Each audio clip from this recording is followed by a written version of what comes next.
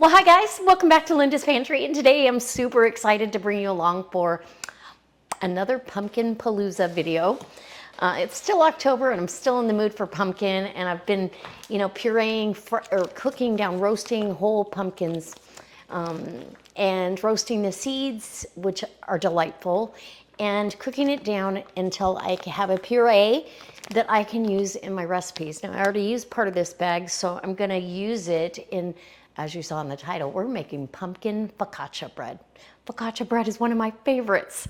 And I'm waiting for my water to cool down just a little bit because it was a little bit warmer than it needed to be. We want to be between, 108 and 113, somewhere in there.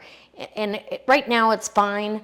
We're gonna get our yeast, which I keep in the refrigerator, and then a big container. All the bigger containers are in the freezer. So your yeast stays good for years and years as long as you do that. This yeast is probably over 10 years old and it works like a charm. So you're gonna need, let me stir this around, make sure I've got the right. We should be fine. You're gonna get your yeast happy in its warm little bath, and that's all you're gonna do. You're gonna leave that there. Usually you would put a little sugar in there, but the pumpkin is going to have enough natural sweetness. It will activate and keep the yeast really happy. So let me get a little spoon to just stir that around a little bit, get it down in the water. Ooh, I'm super excited about this. All right, so now we need bread flour. And let me bring you in a little bit closer so you can see what's actually going on. And this is not, you don't need a stand mixer, you don't need a Bosch mixer. You can do everything on this recipe by hand, so come on in. Okay, so did I mention this is not just a pumpkin focaccia, but it's a garlic and rosemary focaccia bread. I'm super excited about this. So I need 3 1/4 cups of bread flour. So I'm using 00, and I'm just scooping it out into my measuring cup so it's nice and lofty, and we aren't packing it in there, which I typically I pack it in usually, just scoop it out, and I've never seen a big difference. So, but we'll do it this way, this time. So 3 1/4. So now I'm going to use the other, there we go, 3 1/4 cups of 00 flour, or bread flour. And now we'll set that down just like that. I'm going to get my salt, which is, we're going to need 2 teaspoons of salt. So let's just get that right on in here. And you need salt for focaccia, just saying. Salt, I'm also going to put garlic powder to give us our garlic flavor. And I'm going to give that a good 1.5 teaspoons of garlic powder, granulated garlic. Whichever you have works just fine. And I'm also adding in rosemary, chopped up fine. This is off of my green stalk out front. I have a link down below if you guys are interested in green stalks. They're fantastic. You can grow herbs. I grew green beans, herbs, broccoli, tomatoes, hot peppers, you name it, potatoes. So there's a good tablespoon of chopped fresh rosemary. And now we're just gonna make sure that gets incorporated. We're gonna be adding more rosemary to the top as well, so don't fear about that. And focaccia always has to have olive oil. And so this particular recipe calls for 2 tablespoons of olive oil. So we're gonna give you some olive oil. And now we're gonna add our pumpkin puree, and our yeast is getting very happy. It looks really good. It's starting to, yeah, give us some bubbles. That's what we want, bubbles. Okay. Now I'm gonna set this aside. and we're gonna get our 1/2 cup of pumpkin puree. So it's not that much pumpkin, and this particular pumpkin, this was a jack-o'-lantern, and they taste, I feel like they taste the same. They might have a little more sugar content in a pie pumpkin, but it doesn't matter. You can use canned pumpkin, just use the 100% pure pumpkin, not the pumpkin pie mix. They're right there together. You just have to read the label. I'm not a fan of canned pumpkin. I mean, I've used it in recipes, and I've used it for the dogs, you know, but it's not my go-to. Okay, let's see if I got a 1/2 cup yet. And get in there with your fingers if you have to. My hands are clean, so I will be washing my hands throughout this process because of how you knead this dough. It's a stretch and fold kneading process. So I'll rinse my hands off real quick and give it a dry. And then we'll take our spoon that we used and put our pumpkin puree into our bowl. And the nice thing about this is, too, you are literally working out of one bowl for the majority of the recipe. So let's get our active yeast that has plenty of bubbles and mix it on in. And we're going to give this, it's going to be a very wet, sticky dough, so don't expect it to form a, you know, nice tight ball. That's not going to happen. Not with this one. If you were using canned pumpkin, you are going to see more orange. And so I might just add right now, before I'm done with this, I'm going to add a little bit of turmeric to make our dough a little orange. Just a couple sprigs, maybe 1/4 teaspoon, but it'll just add a little bit of color and health benefit. So, and it smells good. Now, so you've got a very sticky dough or a shaggy dough. Try to get all of the flour that's on the side of the bowl into the mixture. And we're going to leave this sit for 30 minutes once I get it all mixed in. Oh, this smells so good already. So we're going to let this sit, cover the bowl. I'm going to let this sit in a nice warm spot. My oven is nice and warm from having bacon this morning. So I will just pop that, cover it, and pop it in the oven, and I'll meet you back here in 30 minutes. Okay, so our focaccia has been resting in that nice warm proofing oven for anywhere where your house is warm for a 1/2 hour, and it's still, you can see how loose that is, but it's because the glutens have not been activated yet. So I get my hands wet, it helps. And I just turn the bowl, and we're just gonna stretch and fold. And turn the bowl again. And maybe get a little bit of water, get up underneath there. It will get easier as time goes by.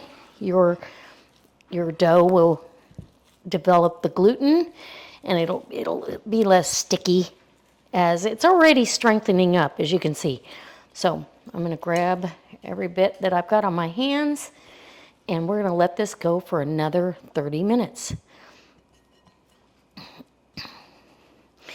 Focaccia takes a little bit of time, but it is so worth it. And I'm making spaghetti for dinner, so it's going to be perfect to go alongside of our spaghetti. And oh, I love it with just herb-infused olive oil to dip, just a dipping oil. It's wonderful. Cover it back up, let it rest in a nice warm spot for another 1/2 hour, and we'll be back for our second stretch and fold. I didn't even think about it.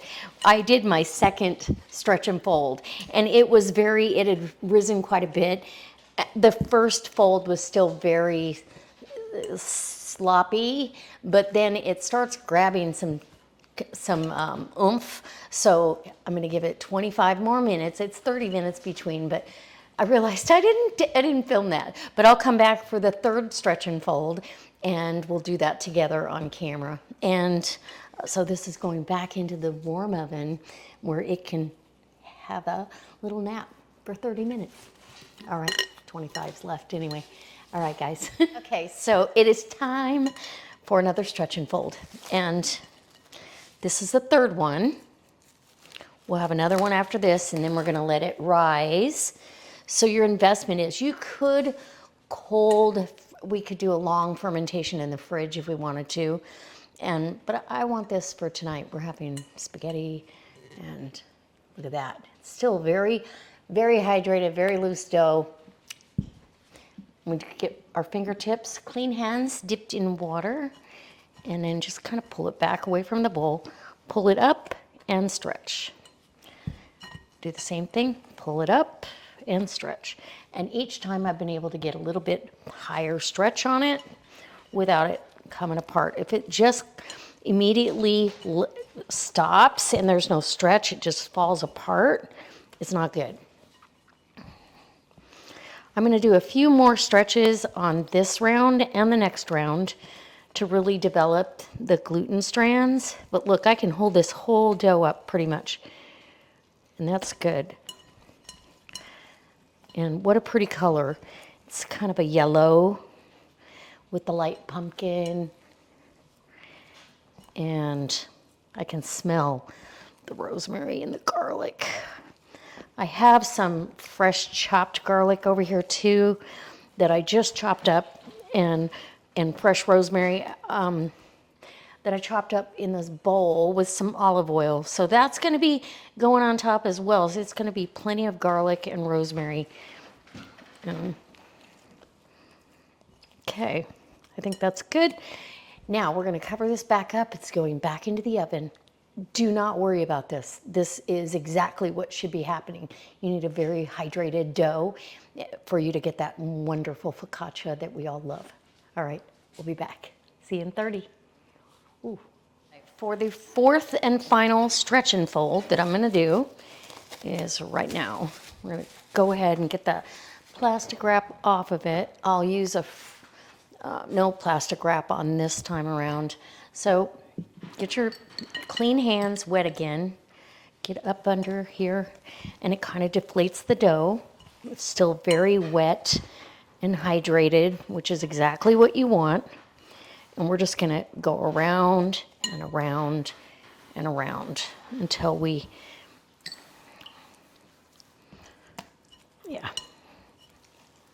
get this all stretched to perfection.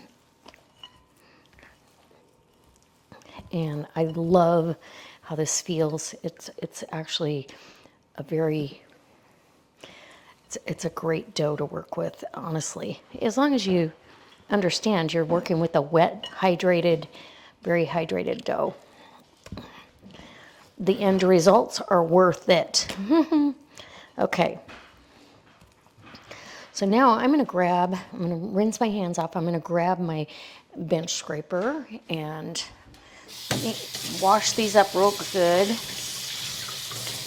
the nice thing, even though it's a sticky dough, that dough comes right off your hands. It's not a problem to get off your hands. It's really good. Okay. So now we're going to set this aside for a second. I've got because all my pans are still packed, or most of them are, and I want this to be in a square just in case I want to make a focaccia sandwich. So I dampened some parchment paper, wadded it up, and then put it in here to be the support system. Oh, I need to open the olive oil. We're going to put a nice amount of olive oil down here. And then we are going to get our focaccia dough. Get the rounded, or the rounded side of your bench scraper. Get that dough in there. And I'm so excited about this. I could eat this for dinner. Just dip it in my marinara or my spaghetti sauce. Okay. This is going to go in the sink and we're gonna just kind of spread that out. Try to get it spread out as good as you can. And let this, it will spread out. It's gonna spread out and take some shape. You're gonna come back after it rises for another 30 minutes. You're gonna come back and do the dimple thing. And we've got rosemary and garlic and Parmesan cheese, and it's going to be divine. So in the proofing oven it goes, and we will be back in 30 minutes to let you know what's next. So this, for whatever reason, is not rising up to the occasion. It's been 45 minutes, but I'm just gonna go for it. We're gonna see what happens. So I've got some fresh rosemary sprigs I wanna put down before I give it its dimples, and I'll push them down in there. We've got rosemary in the dough, so we don't need a lot. And I want some, rosemary and garlic on here. Let me get a spoon. And we are going to, this is going in a convection oven, so it's gonna cook pretty fast. And it's hot, it's at 400 degrees. So let's get some of this garlic and olive oil, and there's plenty of olive oil. I don't really think we need any more. Get some garlic over here and over here. And let's get a little bit of garlic right there. Okay. Oh, wait, we missed a spot. Okay. Don't miss any spots. You're gonna cheat yourself out of flavor. Okay. So, and then Parmesan cheese. Just grate some over the top. This is just gonna get brown, and it adds a little salty, nutty little doodah to the whole thing. So a lot of people think you can only have pumpkin if it's sweet or it's a dessert. And that just isn't true. We've got so many other things we can do with the pumpkin. So just a nice little layer of fresh Parmesan. And now we can go to dimpling. I do have some flaked sea salt that I'm gonna use after I get this done. I see a little brown speck from the rosemary. When you pick rosemary out of your garden. So I've got some oil here, and we're just gonna do the classic dimpling down to the bottom of your pan. And I'm gonna kind of squish that out into the edges, and there we go. So it's going to go in that hot oven. Let me rinse my hands off. Some soap on here. And it's going to go in that 400 degree oven, which is going to basically, with the oil, it fries the outside of that bread. I think I need more Parmesan cheese now and some salt, right? Okay. This is pretty close to the, oh, you just gotta love this. Oh, it's gonna be beautiful. It's been kind of cool today, but not here in the house. And so I'm not sure why it didn't want to rise up as big like it usually does, but that's okay. We got this. We're going to eat it anyway. It's going to be divine. Okay, flaky salt, and you want to make sure you get, everybody's going to get a bite of that saltiness. That's what makes focaccia so good. Okay. In the 400 degree oven it goes. When I bring it out, we'll take it out with the parchment and put it on a cooling rack, because you want all sides to be crispy, because it literally is crisping in that olive oil. All right, we'll be back. It is out of the oven, and I do want to let you know, it did rise some. Next time, I don't know that I'm gonna put the fresh garlic in there, because that high temperature, sometimes it'll kind of get too brown on top. I think if I do that, I'll put it in the dough with the garlic powder. But it's absorbed every bit of the olive oil. So it basically is almost frying your bread. But here's this beautiful focaccia. It is going to be divine. I'm gonna let this cool and we're gonna enjoy some focaccia bread. Okay guys, I can't wait any longer. I need a piece of this.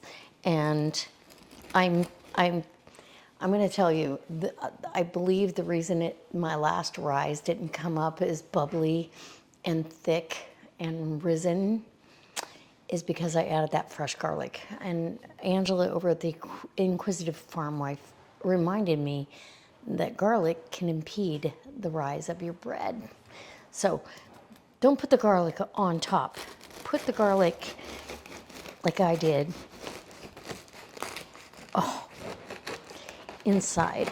So your exterior is gonna be super, oh, looky, look. Look at that. I love it. I'm so excited. Your exterior is crispy because it basically fries in that olive oil. It's just wonderful, and it's soft inside. Okay, I'm not unhappy yet. Let's get a little piece here. And you've got the Parmesan cheese. Okay. Look at that. Airy focaccia. I want to tear it apart. Don't you want me to? Oh my gosh. Yeah. Okay.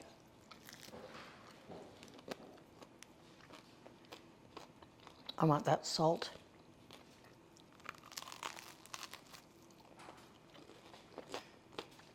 Can you hear that?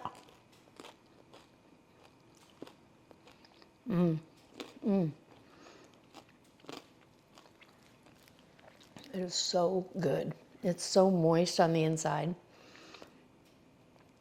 It's just like tear apart moist.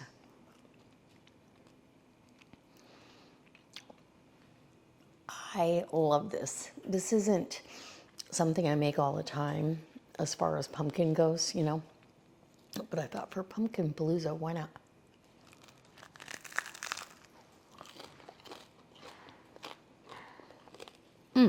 And with our spaghetti.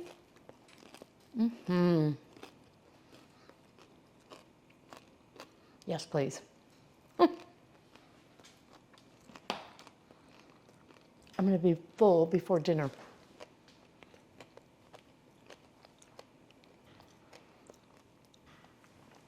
So I will say, next time, I'm going to add another half a teaspoon of salt to the dough. And I'm not going to add the fresh garlic on the top. I feel like the dough needed more salt. And maybe that's because the sweetness from the pumpkin is coming in. And I would like a little more rosemary flavor inside the dough. So I'll probably add more rosemary. But I'm just telling you, this is divine. Look at that. It's so good. The bottom's crispy, the top is crispy. Dip that in some flavored oil. Divine.